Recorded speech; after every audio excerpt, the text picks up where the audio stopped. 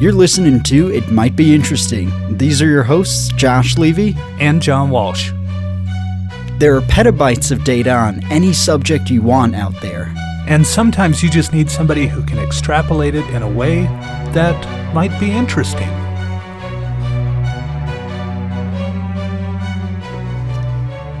How you doing, Josh? Doing great, thanks. Good deal. So I have this book that I kind of flip through every once in a while, and it's written by a guy named Will Bunch, and it's called Tear Down This Myth, and it's about Ronald Reagan. All right. The right-wing distortion of the Reagan legacy is the byline. So I just flipped it open the other day to page 17, and I read this line. His 1981 tax cut was quickly followed by tax hikes that you rarely hear about. Reagan's real lasting achievement on that front was slashing marginal tax rates for the wealthy, even as rising payroll tax socked the working class. So it's not so much that he incentivized government by slashing top marginal tax increase. He shifted who paid for it Right. onto the working class. Well, that's exactly, if you're working or middle class and you have less influence, less political influence, and there comes a point where taxes need to be raised, and there's no question about it. Look at, George H.W. Bush, who raised taxes because his hands. But I read his lips. Right, exactly. And He said no new ones. But, and I always say, to his credit, he was the president. I think he was a good example of someone who didn't want to raise taxes but realized it was the best thing for the country. He was a pragmatist at heart. He could have probably profited a heck of a lot from going to war with Iraq, but he said that's not what the country should do. To his credit, he knew that was possibly going to cost him re-election, and he still went ahead and raised taxes because it was what the country needed. But I don't think H.W. was ever sold on the idea of cutting top marginal taxes. Right. I mean, he called it voodoo economics when he was running against Ronald Reagan in 1979 and 1980. Yeah.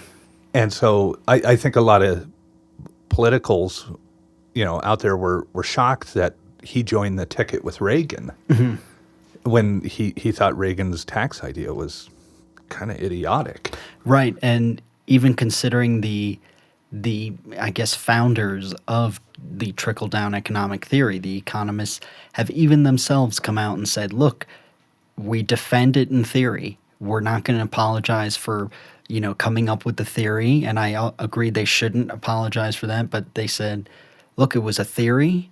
We tried it. But in practice, it doesn't work. Even the people who founded the theory have said it doesn't work. And there are countless examples that it doesn't work, that the economy does not trickle down, it is upward moving.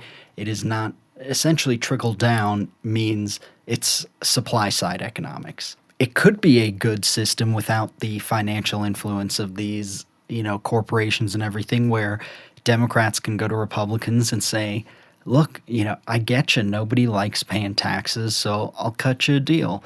We get to a point where schools are funded, infrastructure is funded, we've invested in America, we're not fighting in these wars, and we have a surplus. Yes, I know that's a tall order, but we say, look, we get to this point, and sure, we will give you, it won't be permanent, but we'll cut taxes from 60 to 50 for the wealthy. We'll give you that, let's negotiate.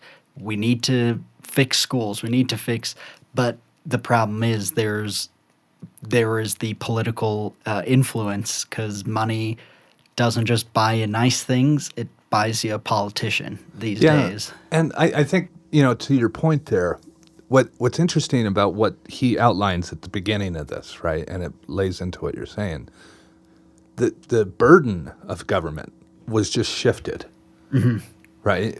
We still needed these things. And you hear conservatives today saying, let's cut those things we need. Let's cut spending towards those things. Well, they're not exactly spending the money, right? They're borrowing money to pay for those things, and then they're shifting the rest of it onto to working class, it would seem. Right. So that's what I want to talk about next is like, what's the evidence that it's hurting that working class? Well, yeah, like I mentioned with supply side versus demand. So essentially, trickle down economic theory is based on a supply side economic theory, which the reason it's called trickle down is because politician can't get up and be like, I want to push a supply side economic policy because that's not exciting. And the whole demand side is saying that, look, markets are moved by demand, not supply. If you have a t-shirt company and nobody's buying your t-shirts, making more t-shirts isn't going to change that. And there are so many, this is where I think Democrats have kind of dropped the ball with and everything is there are so many examples out there on a daily basis. If the economy had run on a supply side level at any stage, we wouldn't need advertising, marketing. What is advertising? It is convincing a consumer that you need to use my product or you want to so bad, like you might not need a new laptop, but oh, you want this. Like it all advertising is, it's not increasing the supply, it's increasing the demand for the product. Right. And supply side economics, it is such a high risk because in theory, yeah, there are people who might get that money and think, okay, there was this business, there might be a CEO who is opening a new area of their business, investing in something new, R&D, and it was a bit of a risk before they tabled it, but now they will. Like, yes, that does sometimes happen, but there's A, no guarantee that'll pay out, and B, that is so rare. A lot of people with the money who get these tax cuts, and nothing against them. It's like, I got nothing against a pro football player, NBA star, but it's them. They're not business owners. They're not CEOs. They're not, and certainly, I mean, you could argue the contribution to the economy for someone like that is not the same as someone working on a factory line producing products that are made. Right.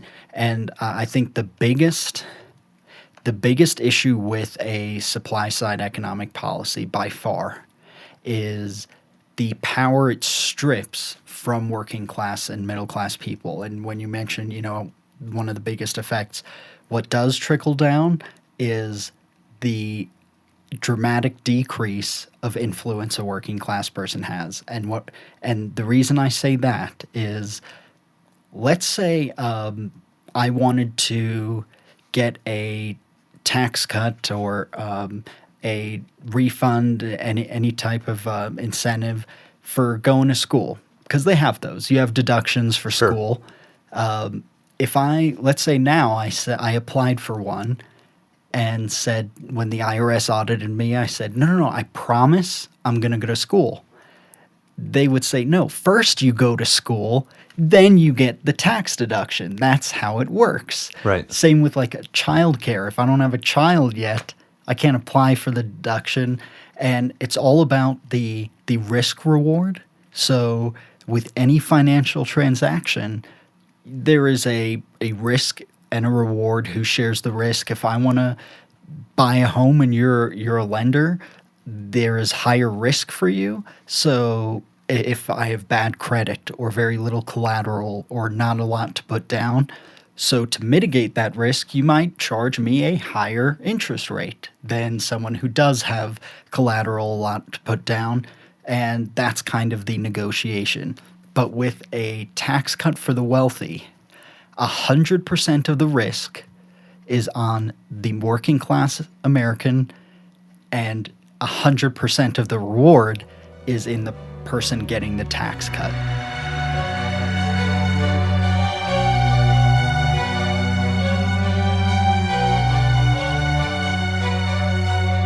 To me, the idea of trickle down or supply side economics is it takes these very socialized programs and says, how do we profit off of that? Rather than how do we provide a service or a community good? Because quite frankly, most countries have some sort of public child care. And most countries, westernized countries, have some sort of public senior care. And the fact that it costs tens of thousands of dollars for both of these, for somebody who's just graduated from college, who has $60,000 in student loan debt, who gets married, has their first child, and is paying $400 a week for childcare. Not to mention the skyrocketing rents. Every part of their life, someone else is earning except for them.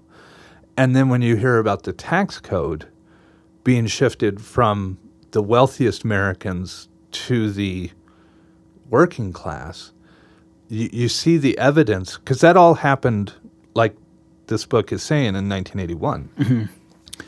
You see the evidence of all of that playing out in almost every single category of human existence. Right. Right? If you Google historical chart for X and put whatever in X, you will see a change in 1980. And I did this morning.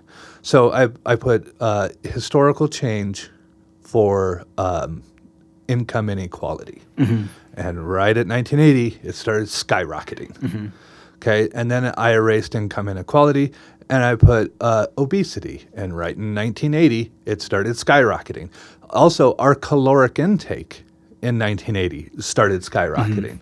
The cost of healthcare started going up. The cost of college education started going up. The cost of childcare started going up. Cost of senior care started going up. And the reason why is because we took all the money that was paying for that through higher marginal tax income, and we eliminated that tax and then slowly started shifting the cost to the individual. Right. And so now all individuals are paying into this, out of pocket. And if you're paying for childcare every week, that's a tax. And I don't think people really stop and think about it. They are being taxed for their childcare and their health care and all these other, societal needs, but they're paying out of their own pocket. They've lost the collective power of driving the costs down. So I'm just curious if you've seen the same thing in your own study. I remember you saying something, similar to the 1980 changeover in personal debt. Yeah. And how, at 1980, the poorest Americans had no debt. They also had extremely little in terms of assets, which is unfortunate.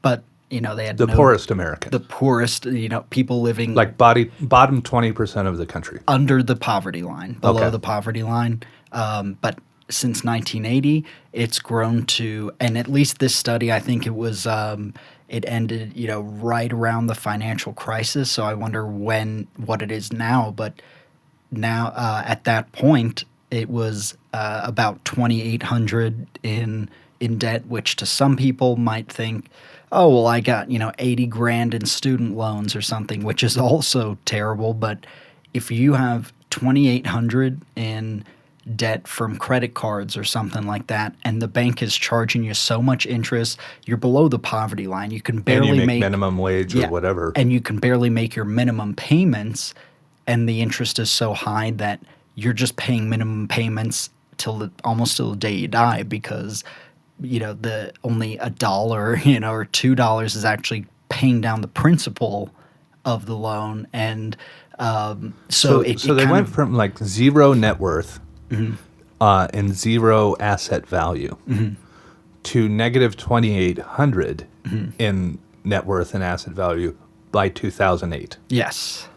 And I wonder from 1980. from 1980, and that who knows what it is now. And the poverty rate in some states, including Michigan, is has risen over 300% since the financial crisis.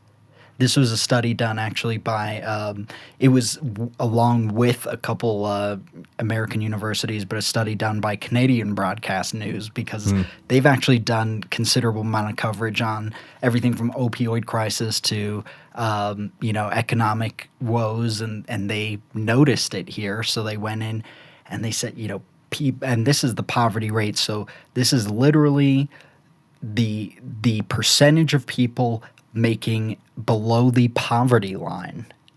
And to be below the poverty line, I mean, you're living in places a lot of the times without like adequate running water. I mean, this Right. is like the worst of the worst. You're living out of a trailer with your family. People who were, maybe working class, maybe not middle class, but just have fallen down since then. And so they have this debt that is accrued as well because leading up to the financial crisis, it wasn't as much, even though the tax cuts were terrible. What was worse was deregulation that allowed someone making 50 grand a year to get $100,000 credit limit, on a credit card and racking up, they think, oh, well, if I have a huge limit, that means the bank feels like I can pay for all this, like I'll be able to pay it, and then they rack up all this debt, and it causes this ripple effect. But actually, I wanted to go back to what you kind of opened with, and it kind of ties in with supply versus demand economics. And one really heartbreaking thing is since 1980, but even more so, you see every single time food stamps and any government aid is cut, emergency rooms across the country see a rise in kids coming in with hypoglycemia at the end of each month. And the reason is if you're poor, you mentioned like caloric intake Yeah. and junk food, diabetes, things like that. If you're poor, do you have the money to put the healthiest, salads and quinoa and Do you stuff even like have that? the option? I mean, You don't- they've done studies that found that in poor neighborhoods, they have what is known as a food desert, where the only thing available to them is processed food. They have Junk no food, yeah, yeah. they have no fruits, no produce, no fresh, and so obesity just swells within these poorer communities. Yeah, and that's that also proves like economics is demand driven. People there cannot afford the higher quality, the non-processed food, and anyone who tells me no, it's supply driven, I'm like, well, how come when you drive through the poor part of town, you never see a Ferrari dealership? Yeah. Surely Ferrari, it's supply. You put a Ferrari dealership there, and people will just go buy the Ferraris. But what about the people that are saying that, the obesity epidemic in these small neighborhoods and rural areas and so forth, or poor neighborhoods, that is their choice as to what to eat or what lifestyle they want. It is supply side, because if you have any funding or whatever, you can go and make the choices as to what you want to buy. So if your local store, only sells processed food and you stop shopping there, then that shop owner is going to wonder why, and he or she is going to change their operating model. Is that accurate? Well, that's the problem is, people think, oh, you have the choice. And technically it's true in the sense where I have the choice because I have the means to both transportation and financially, even though I'm not, necessarily wealthy, I can go to a few different places. If my local King Soopers across the road from me suddenly jacked up prices, I have the ability to go elsewhere. So in some cases, sure, that's true. But the problem is, it's just like with jobs, a lot of communities, if the closest place that's hiring is a factory paying minimum wage that's 8 miles, 10 miles away, and you got to take 4 bus stops and this crazy route and everything, you do have a choice. The problem is your choice is minimum wage or nothing. Yeah, it's narrowed. It's a completely different choice. Like, for me, I was lucky enough to grow up in an area where, it wasn't ritzy or whatever, but when I wanted to get a job, I had a choice between a few different retail options. Yeah, it wasn't glamorous, but there was a greater choice. And the idea of like, well, just get another job. It's like, well, where, not everybody has You know, that option. I read in a textbook a while ago, it was about like building communities. One of the things that they talked about was why is it that government housing is always built in poor neighborhoods? Why don't they build it in a little bit more upscale neighborhood Right. so that poor people can go get a job within walking distance? And the reality is that these more upscale neighborhoods do not want government housing in their neighborhood. And so they force it into poor areas. So it creates a circular effect that they call it the poverty cycle, where it's like, well, I'm in government housing. There's no jobs anywhere near me. Therefore, I'm stuck in government housing and on government programs. Whereas Yeah. if you move the housing to just a moderate, like maybe even lower class, not necessarily like middle class neighborhood, but like a lower middle, they would have more opportunity and lift themselves out of poverty. Right. And I'm glad you mentioned that, because my personal theory, this isn't just a moral philosophy. I truly believe this would transform the country economically. And I know any listener on the right, like, hey, I'd love to hear comments, but you might call me a crazy Marxist, fascist, or communist. Whatever name. Yeah, whatever name, but Whichever one hurts the most. yeah, or but hey, I'm always open to debate. I enjoy anyone from any side political view. But anyway, I believe that we need to shift the investment thinking from the bottom up instead of top down. Meaning, just like the example you mentioned. So let's say That sounds very democratic. that though. is very I mean, because the bottom kind of outnumber the top, and if we go the way they want, that's I don't know. That sounds like democracy to me. right. And the thing is, it's like the example you mentioned. So you remember when here in Colorado they started building the light rail, Right. and so if I'm a middle class taxpayer, we've successfully gentrified and pushed the poor people far out of town, and then they want to start building a light rail, which got at least a few 100,000 people probably use for commuting to work. When they start building it, as the taxpayer who's paying more for it, I want them to build it closer to me first. Right. If you're in the government housing, if you're in the poor community, you're the last to get anything. So, by trickle down, it's almost like, It's more like shoved down. yeah, it's like saying, where would you rather be if you were at a wedding for, lined up for dinner? They have a beautiful buffet. Do you want to be at the front of the line, or do you want to be at the end? Like, nobody gets the best stuff at the end. And Yeah. the reason They get the grizzle off of the ham that way. right. And, anyone who says, oh, but then, we're just giving up, I pay higher taxes, why shouldn't I get it? And thinking that poor people would reap all the reward. This is why I believe it is so critical, is because the moment you put something like, I believe, fiber internet, gigabit fiber internet, give it to one poor community, and then every single community in the country would be saying, give me that too. Right. Go to the poorest school and make it have the highest graduation, highest, college attendance, Best teachers. make it the best school, and then everybody moving up, not trickle down, Right. but everybody up the ladder would say, wait, those kids are going to school with iPads, and they're coming out with the best SAT, ACT score. We want what they have. Yeah. And so Instead, they're going to school with colored pencils and learning to use scissors, which will really help us in the future against China. right, exactly. And that's why, so for anyone who, and I respect, look, I understand if it does feel kind of unfair, like you're paying more in taxes and you're the last to get something. Like, come on, that can't be right. But the whole reason is, if we increase the standard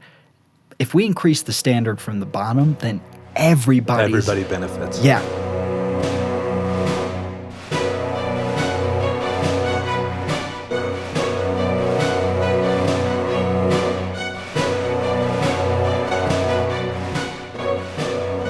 Okay, Josh, check this out. How many employees does Walmart have? I cheated a little bit. 2.1 million. 2.1 Here's a million. summary from Business Insider. No, thank you. So 2.1 million, Yep. says Google.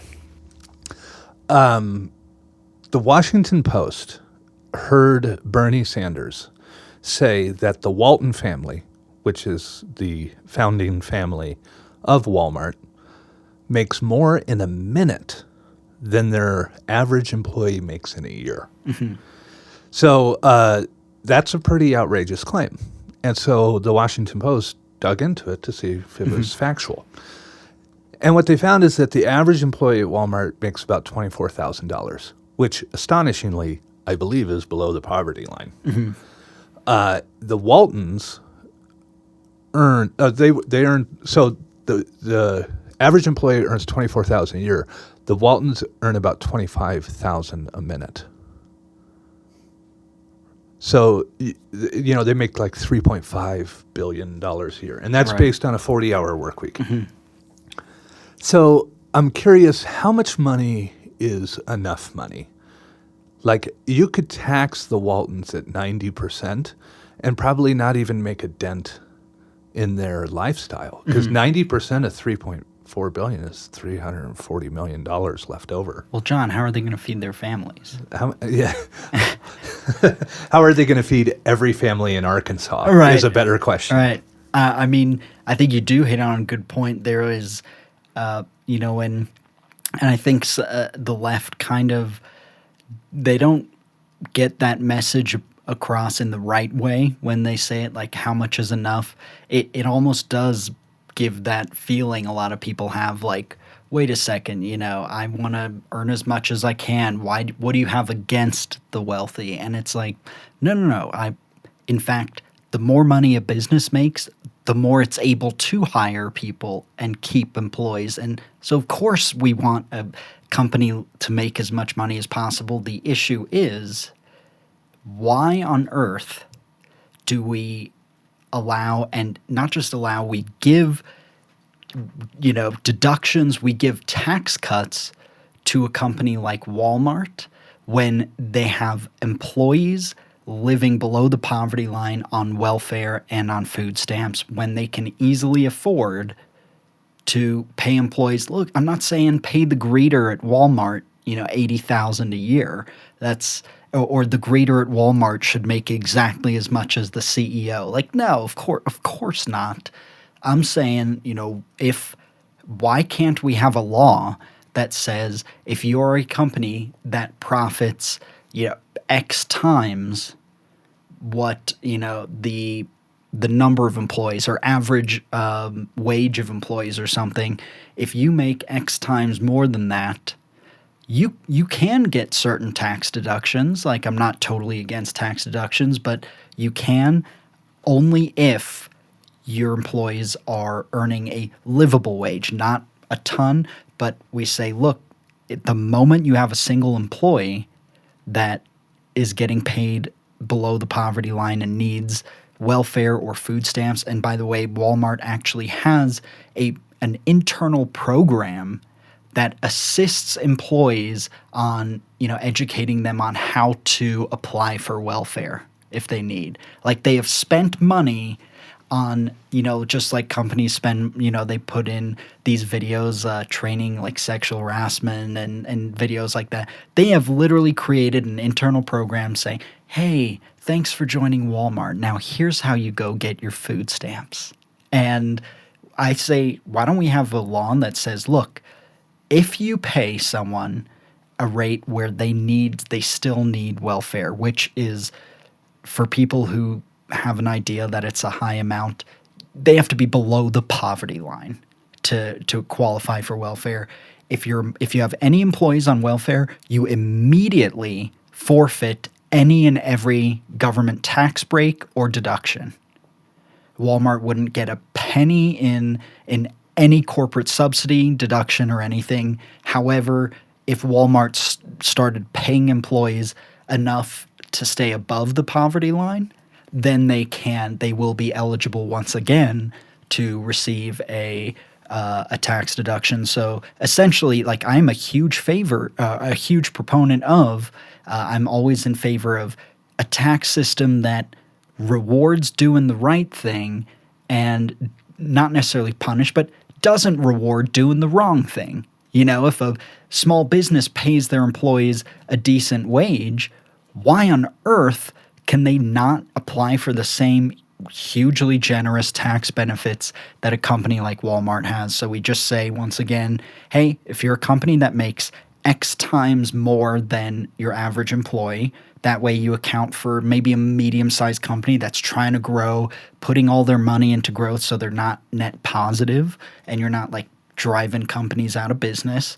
We say, look, if the company's profits is X number higher, if any of your employees are on welfare or food stamps, living in the below poverty line, then just period, end of story. You are disqualified for any and all government, deductions, tax cuts, everything. Make it punitive is what you're saying. Make it punitive for doing the wrong thing, but reward them for doing the right thing. Like, hey, if you pay, and once again, it's not like they're gonna pay like hundreds of billions more. It's like, no, give that person who's making $8, give them $10 an hour or 12. Ideally, and let them go full time so that they can get healthcare benefits. Yeah, if and I say, maybe you could take it farther and say there's a huge tax deduction system for corporations. Fine, make it commensurate on things like healthcare. So it's like, okay, Walmart, if you increase the percentage of employees you have on healthcare, if you give healthcare to an additional 10%, then suddenly you are eligible for this much of that deduction that you get every year. So it kind of shows them like, oh, if we actually pay people a little more, then we actually get a bigger deduction. So you take the same exact deduction that any company, any corporation can apply for, and you just have a scale saying, all right, depending on what you're doing, whether you're, McDonald's or Walmart, whoever you are, if you have, 10% of employees on healthcare, you're only getting at most 10% of that deduction. And that way we reward people for doing the right thing. It's not just punitive. It's like, hey, let's encourage the right thing.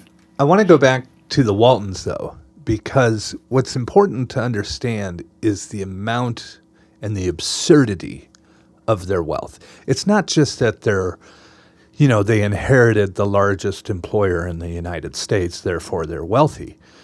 What I said before, they earn $3.4 billion a year as a family. And if they were taxed at 90%, that would be $340 million they would be left with, right? If I do my math right. Or is that 34 million? I think it's... Wait, 304 if it was 90%. Yeah. Yeah. So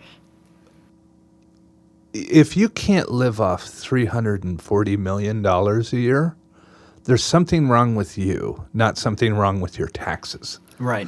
And the truth of the matter is they would not ever pay 90%. Mm-hmm. They would pay, with their deductions and write-offs, they may get it down to 50%. Mm-hmm. And they would still be well better off than any of their employees. And I think that a lot of times we throw these numbers around. Like I heard somebody on Fox News the other day say that $1 million isn't a lot of money. I'm like hell it isn't. Right. It's still a massive amount of money. If you counted $1 million in single dollar bills, nonstop, day and night, $1 per second, it would take you 12 and a half days to count $1 million. And it would take you over 30 years to count $1 billion. It's an absurd amount of money. I do not make a six-figure income. Mm-hmm. Wish I did, but I don't. Right. So I would have to work 10 years to get $1 million. Mm-hmm. Well, to get 300 before tax even. Yeah. If I worked to get $340 million, I would have to work 3,400 years to get what the Waltons would get if they had a 90% tax rate in 1 year. I mean, that's an absurd amount of wealth. Yeah. So again, I go back to the question, should there maybe be a maximum wage?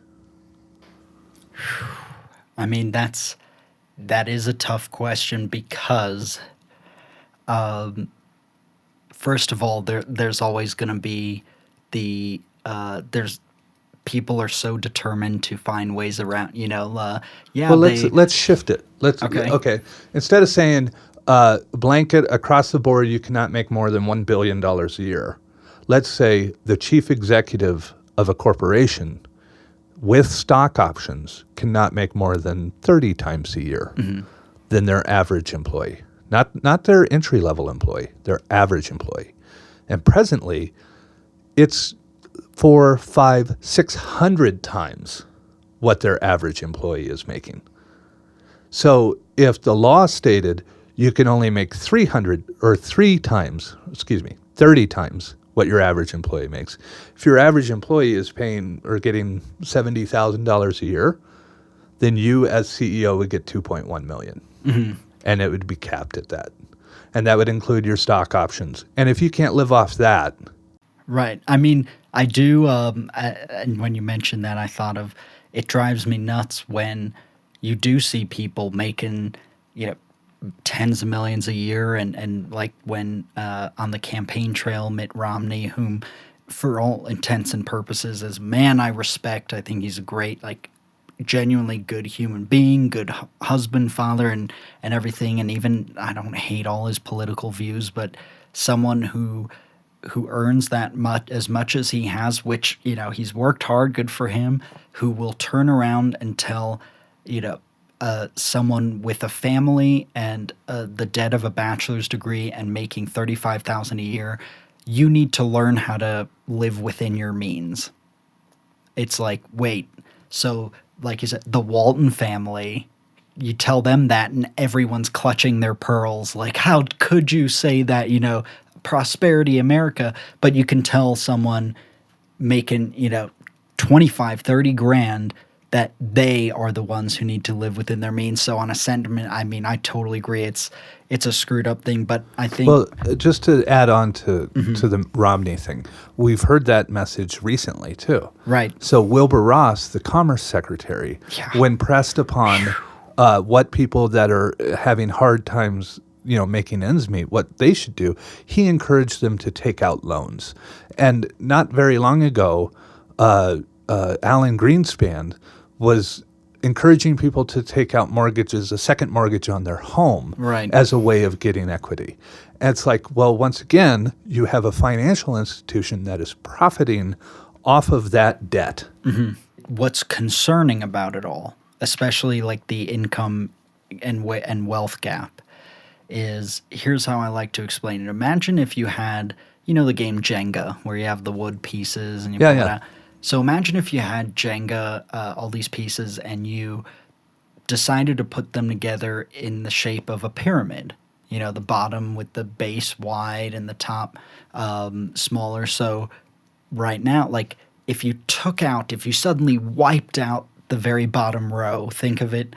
And when I say wipe out, I don't mean like eugenics wipe out. I mean like financially. If everyone in the working class just had everything obliterated, their life savings, what would happen to everything up above?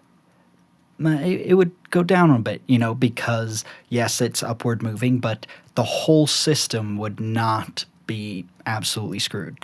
So now let's say you took that Jenga pyramid and suddenly flipped it on its head. Inverted it. So now the people at the top, so it's not inverted in terms of like Of working wealth, class it's- at it- the top. It's yeah. like now the wealth, the greater wealth is at the top with the 1% versus, 1% earning more, but, they have a slightly bigger part of the block, but that's it. The moment you take out that bottom one block, what happens to the whole thing? Yeah, it topples. And this is the part of Reagan's message that I think is so bizarre. right? Reagan, during his inauguration, said the famous line, "Government is not the solution to the problem, government is the problem." Right. And I have a problem with that statement. Right. It sounds very, founding fatherish, right? Right. Like our founding fathers hated government. They didn't like government. They didn't want big government. It's like, well, they were standing on the banks of a country that had not yet formulated. Mm-hmm. And they were looking at the governments that were available. Mm-hmm. They were looking at monarchies and empires and theocracies and tribal governments. And they're like, that stuff doesn't work. Mm-hmm. So they turned around and they built a different one, mm-hmm. right? One that's governed by the people, one where the people are invested in it, one where the people actively participated. The famous line by Ben Franklin after signing the constitutional, whatever it was, the Constitutional Congress, the woman asked, "What type of government have you delivered us?" And he said, "It is a republic if you can keep it." Mm-hmm. Right? That to me is more romantic than the idea of it doesn't work, let's get rid of it. Right. Because what Reagan is saying, and why I find it so bizarre, is the government that our founding fathers established is the one that he is saying does not work and is the problem. Mm-hmm. And nobody ever catches that. Right. And as you said, a government by the people, for the people. Right. Not for 1% of the people, for the people. And the whole reason they were pissed off about big government taxation is because they were being taxed. And where was all the money, tax money, being sent? It was going to King George. Yeah, and it was being spent on the British Empire. So, yeah, like locally, they weren't. It wasn't like the local schools were getting this funding, which is what we're seeing now. Like, we're sending money, and what's it done for me? And well, it goes back to what we were talking about earlier. The burden of government shifted. Mm-hmm. When we started cutting all of these taxes, the burden of it on the top marginal tax rates got shifted to the working class. Mm-hmm. And so did everything else. So the cost of government slowly started moving over to the average citizen, who from 1980 saw their health care, child care, senior care, education costs mm-hmm. all go up. So you may think government's the problem, but my argument is the lack of government is the problem.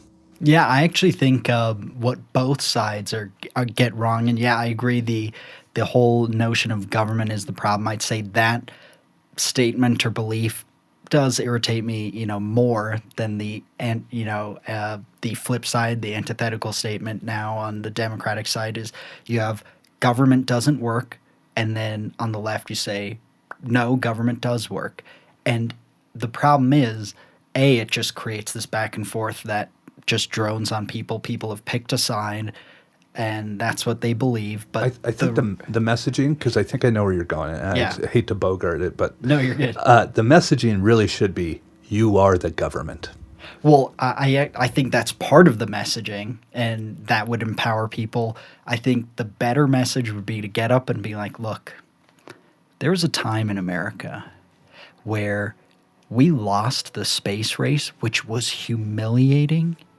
And in today's day and age, we would have blamed each other, hated each other, used it as fodder to vote, against the opponent. But instead, we stepped out and told the world, we're going to be the first to send someone to the moon. We doubled down. We were that nation, and we believed in the government because the government did commit to that.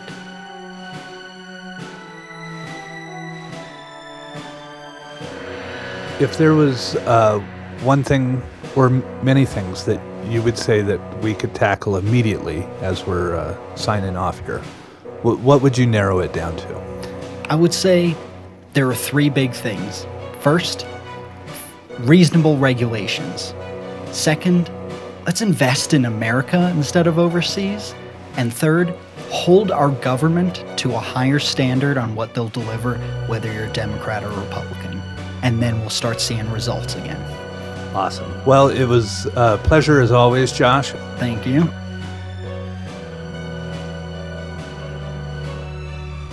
Thanks for listening to It Might Be Interesting. Please join us next time.